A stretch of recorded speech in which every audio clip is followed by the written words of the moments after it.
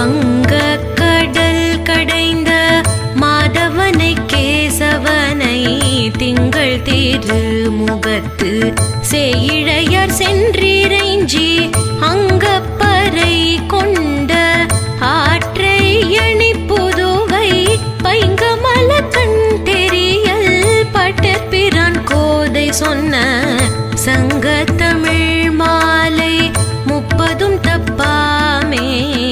இங்கே இப்பரிசூரை பார் 2 மால்வரை தோள் செங்கண் திருமுகத்து செல்வ திருமால்